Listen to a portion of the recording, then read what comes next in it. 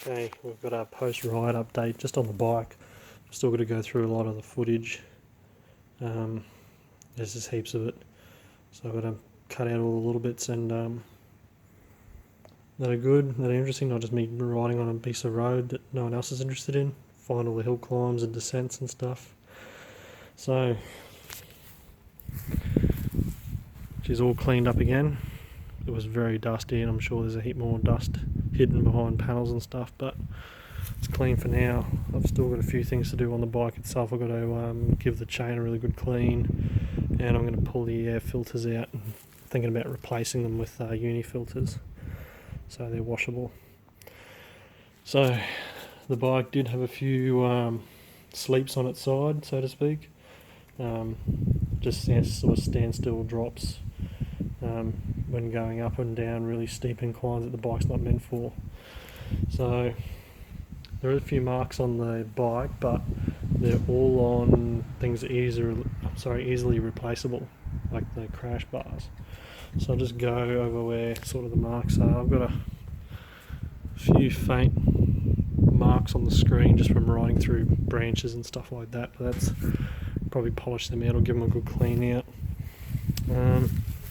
On the H&B bars, I've got a few tiny little marks. Probably doesn't come up real well on the paint. On this side, a few scratches. I haven't got any marks on that mirror. And then on the SW Motec bars, I've got on this side a couple tiny scratches, so really nothing at all on this side. The rest of the bike's good. The big thing I never wanted to damage was the tank, and it's unscathed. Bash plate did an awesome job. Also the foot peg helped a little bit as well on some of the standstill drops by keeping a gap between here and there. The case didn't get damaged at all. On the SW Motec rear racks for the bars, for the pannier bags, got a couple tiny little marks, nothing at all really. Tool tube, it's all good, but that never really worried me because it's cheap to replace.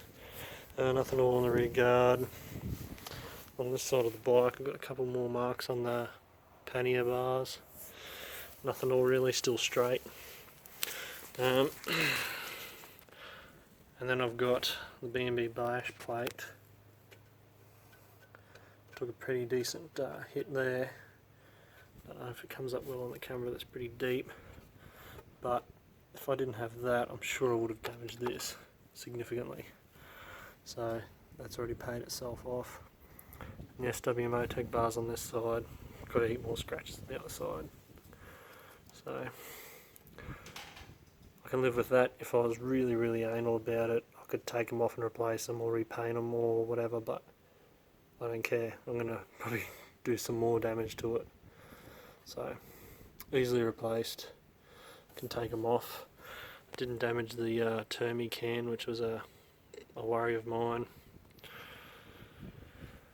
The front guard now, I've got the riser kit in it. It survived. I had got a couple of rocks stuck in the knobbies that were hitting on the bottom, but it was relatively good. Did move around a little bit, but no damage at all. I wasn't riding through anything wet. There's no mud or anything. Rims all good.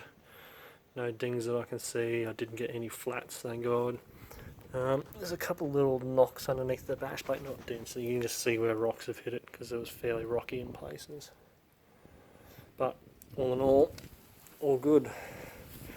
And some more scratches on this H&B handguard bars. So I've got a couple light scratches that come through on the camera, on the mirror.